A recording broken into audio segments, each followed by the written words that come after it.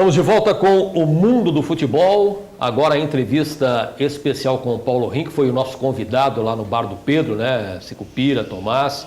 Mas uma noite muito agradável, né? Com o Paulo Rink e com todos os clientes, né? Lá do Bar do Pedro. Sempre um momento realmente muito especial. Paulo Rink falou da sua carreira no início da participação naquele campeonato brasileiro da Série B em 1995, da passagem pelo futebol alemão e pela seleção da Alemanha e desse projeto aí de ser o presidente do Furacão. Conferindo. Pois é, o Bar do Pedro é onde nós recebemos as grandes referências do futebol paranaense. E hoje, ao lado de duas feras que marcaram época aqui no nosso futebol. Barcímio Sicupira dispensa apresentações, Paulo Rink também dispensa apresentações. Quem não se lembra, né, daquela dupla, Oséias e Paulo Rink. Tudo bem, Paulo? Tudo bem, Crispim. Pô, que bom te ver, prazer aqui no Bar do Pedro. Divertido aqui, eu tava vendo, acompanhando vocês aqui, fazendo a preparação, muito legal. Prazer ver esse aqui, meu ídolo. Esse aí... Esse aqui, pô, é uma referência, pô, eu tava falando com eles aí. É um cara que eu tenho a metade dos gols dele no Atlético, mas tô contente de ter a metade, porque isso aqui fez muito, quer dizer que eu fiz bastantinho também. Então, prazer estar aqui, obrigado pelo convite. Queria ter a força que ele tinha. Arrancada, né? Nossa Senhora. Sabe o que eu me lembrei agora? Você falou em força, em arrancada, aquele gol na Vila Belmiro. Na chuva, eu ia falar nisso agora, eu ganhei tava uma lá. placa, acho que na época você trabalhava na CNT. Isso. Ganhei uma placa daquele gol e saí trombando com o Moacir e com a zaga do Santos ali, e acabou que o Edinho me ajudou ainda, que ele saiu errado. Aquela que sai pra não chegar, eu consegui cutucar a bola ainda, esse gol aí foi acho que é umas marcas minhas do Atlético, graças a Deus. E o tempo do alambrado ainda no Atlético, né, que dava pra subir no alambrado. Os caras subiam comemorando. Podia tirar a camisa e pra torcida não tomar amarelo, né? Hoje em dia você toma amarelo pra comemorar um gol. Você fica tanto tempo pra jogar e depois toma amarelo. Paulo, o que ficou na tua mente daquele ano, principalmente do 95, o título brasileiro da Série B? A família, cara. Acho que a torcida, o time, era uma família só. Passa na sua mente ainda aquele momento, é incrível, né? Toda hora. Você perguntou aqui, já dá aquela arrepiadinha. É incrível. Assim. Porque os jogadores eram, não vou dizer, ninguém era tão conhecido naquela época. Ninguém se destacava até então, naquela época, sozinho, era uma equipe. A dupla sempre foi o Paulo e o Oséias, então não era só o Paulo ou só o Oséias. O meio campo tinha Leomar, tinha Alex, tinha Novak, tinha Piekaski. Aí depois tinha Matossas também voando. Aí você depois tinha ali no gol o Ricardo Pinto, soberano, ajudando a gente, a zaga. Então nunca foi um time de um só. A gente tinha uma família. E a torcida jogava junto. A torcida, que ele falou na época do alambrado. O que você fazia gol gostoso, você vê aquela onda vindo. Era uma energia, tobogã, né? aquela energia que você entrava. E que infelizmente hoje, eu vou assistir jogo na arena, a gente não sente mais. Eu sinto muita falta disso, porque você me falou esses tempos aí. Sinto saudades e me dá boas lembranças, porque eu acho que a gente fez o nosso papel, determinadas proporções da nossa realidade, que não tinha essa estrutura maravilhosa que é hoje. Mas aquela família acho que marcou a minha vida para sempre. Não, e ali começou tudo, né? Sim, começou a minha carreira, começou a história do Atlético, não a história das arenas novas, né? CT novo. Então acho que foi uma fase onde o Atlético começou a se profissionalizar mais. Na época do Sicupira deve ter treinado com muita meia rasgada, como eu treinei na base, chuteira com prego, machucando o pé. E hoje os meninos não sabem o que é isso, lacear chuteira pro profissional. Eu lacei muita chuteira pro Dirceu, pro Kita, que estava no Atlético na época. Explica o que é isso, porque muita gente não entende isso. Nossa, então Explica vou me ajeitar isso com calma. Lacear chuteira. Chuteira antigamente, aquelas de couro mais pesada, que não é esse material sintético de hoje em dia. Quando você colocava a primeira vez, ela ficava apertada no pé dela, fazia bolha atrás. E os profissionais, os nomes daquela época, eu era um juvenil, eles davam a chuteira, que tamanho você calça? 42. Pra amaciar. Eu tenho uma 40 aqui, lacei. Eu tinha 42, ele me dava uma 40, eu tinha que usar pra largar um pouquinho, pra ele usar, depois não dar bolha no cara. Confortável pra ele. Aí nós estamos falando de... Não, o Sabiá, o pezinho era muito pequeno, não dava no meu. Mas o Dirceu, o atacante, que jogou no Atlético. Aí tinha o... Também na época o Tico, que hoje trabalha no Atlético, atacante.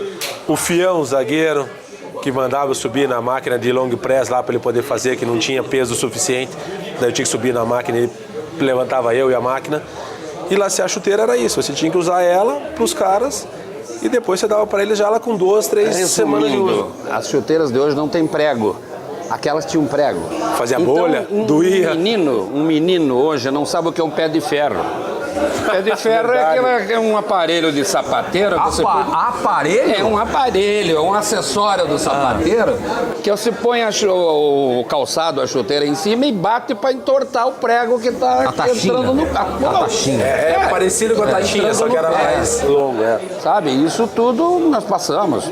Hoje tá uma beleza. Hoje pesa 150 gramas uma chuteira. Mas eu joguei depois já, e já melhorou hoje, na época, na Alemanha, quando eu fiz contrato com uma patrocinadora da seleção, eu tinha, aí já estamos nos tempos modernos, vamos falar de Alemanha, eu botava o pé no scanner e fazia até a altura do meu dorso do pé. Então daí vinha a chuteira, eu pedia lá o modelo, o meu número era de referência lá era 2000, não sei o que, ela vinha do tamanho do meu pé, na altura, eu podia usar nova. Só que nós estamos falando de 89, que foi meu primeiro jogo com o profissional, 90, do Nilson Borges, assumindo como treinador e me colocando já no fogo, no Pinheirão. E eu tinha que laxar a chuteira, fazia parte do espinho. E eu, através de um torcedor chamado Rui Gândara, que era torcedor do Atlético do meu tempo, eu não sei nem se está vivo, ele me trouxe uma chuteira de pelica da Argentina. Cara, sacanagem, eu queria ir no matinê com aquela chuteira, sabe? Chuteira era um espetáculo, cara. Eles botavam um olho grande, pode sair daí, rapaz, essa aqui é minha. Então eu não tive esse problema no Atlético. Hoje em dia os meninos não sabem o que é isso. O que chute, só pra ter mais saber. Amarrava na canela? Eu fiz teste no Atlético. Eu fiz teste no Atlético de que chute pela primeira vez. Sabia dessa? Cheguei lá no Pavoc com o Zequinha e o Nascimento. Eu era muito novo, o Zequinha era o treinador do Júnior, eu estava no juvenil. E fui treinar com o Zequinha de Quixute. Os meninos olharam para mim e começaram a dar risada. Bullying. O famoso bullying. Nem sabia o que era isso. De Quixute, passei no teste e estou aí contando história para vocês. Tá. Paulo, então, como você chegou no Atlético? Eu jogava salão no Paraná. Na época, Pinheiros ainda. Era goleiro, Crispim. Goleiro? Goleiro. Frangueiro, segundo o Carlão, falecido Carlão, que era treinador do Paraná, Pinheiros, Paraná Clube. O Carlão ex-goleiro? O Carlão Deodoro. Não, o Carlão Deodoro, que era um conhecido treinador de futsal aí, que foi treinador do Tcheco, foi treinador do Ricardinho. Falecido já. Faleceu ano passado. Carlos Deodoro. Irato, uma coisa assim. Deodoro. O final é Deodoro. Eu não lembro o nome do meio, mas foi meu treinador e eu treinava no gol. Treinador de futebol de salão do Círculo Militar, fez grandes times. Isso, grandes times mesmo. E daí eu tava jogando no gol e tava tendo dificuldade. E ele falou, Paulo, vai pro treino lá na frente para não me atrapalhar. Vai lá na frente para não me atrapalhar. E começou aquela época do futsal fazer o gol de cabeça. Eu era grandão, podia bater o escanteio de cabeça.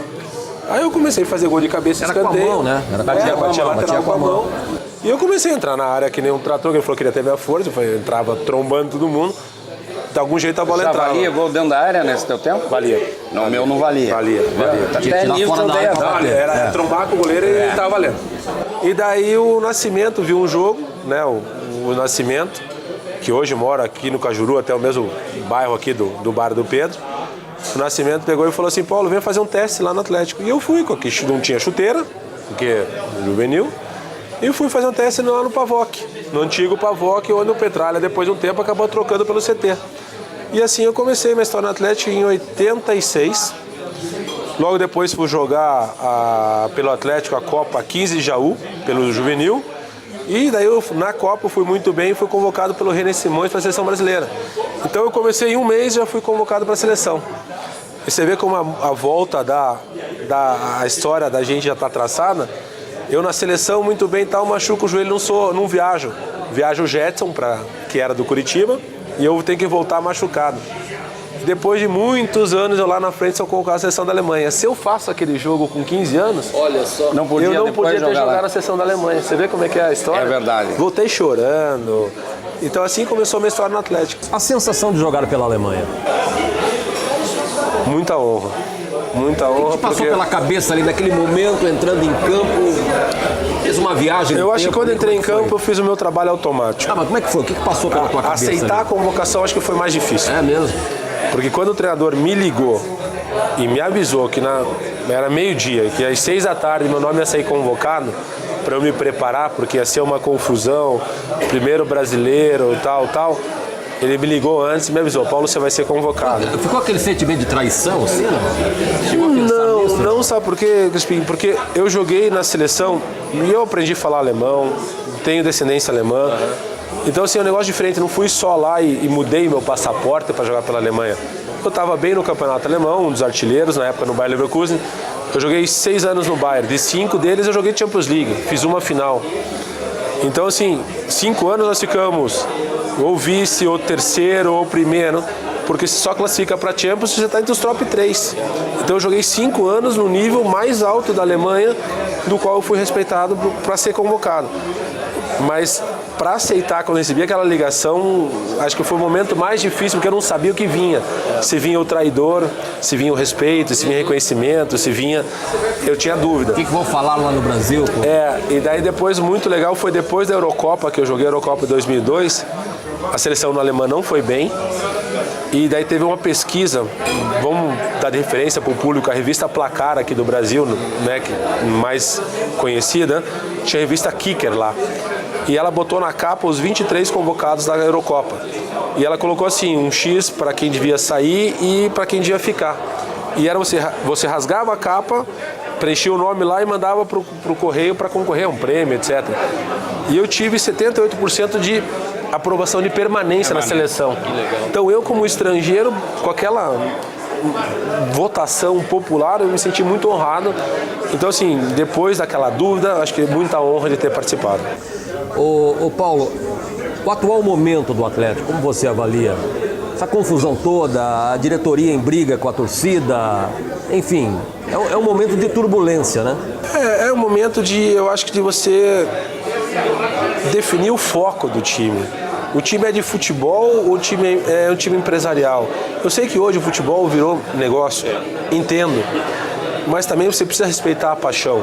Eu acabei de falar aqui que eu mais lembro de 96 de você, a família, aquele convívio, aquela... Eu estava falando para o Pira aqui antes de entrar, eu não vi uma arena, triste falar, mas eu vi uma arena emocionante como eu vi do jogo do Paraná. Eu vibrei com o jogo do Paraná naquele dia, porque a torcida vibrou. Família, criança... E é isso que tem que ser no estádio de futebol. Eu lembro eu levo o meu filho, que tem hoje 16 anos, mas levo ele a tempo jogar. É isso que tem que ser, a família tem que ir para um jogo.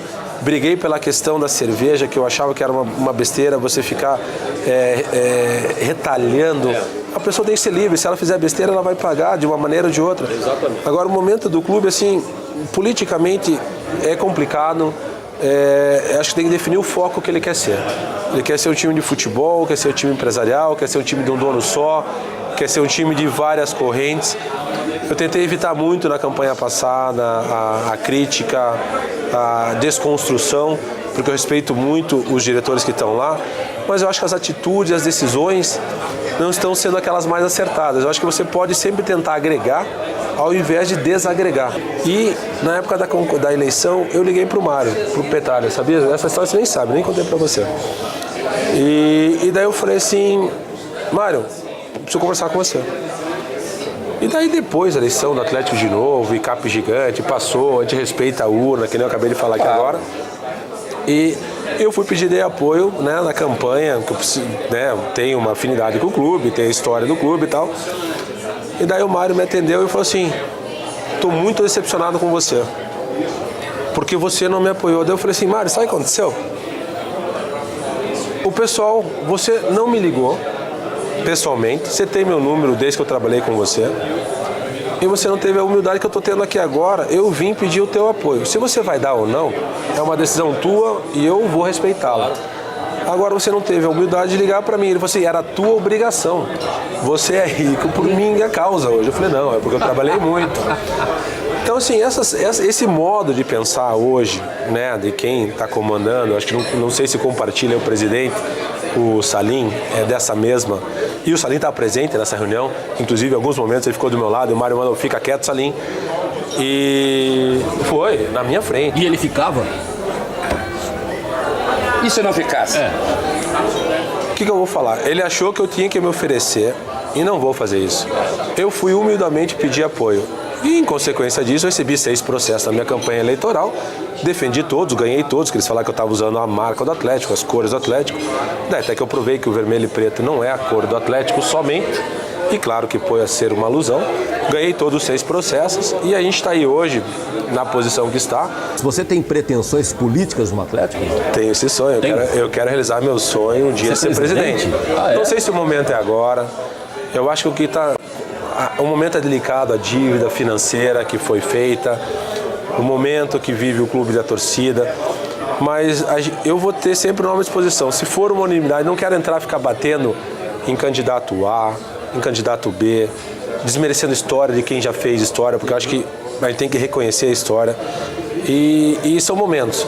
Um dia vai chegar esse momento. Hoje você é oposição, não? Não, eu sou atleticano. A eleição já passou, eu sou atleticano. Esse momento é muito importante. Tem que unir.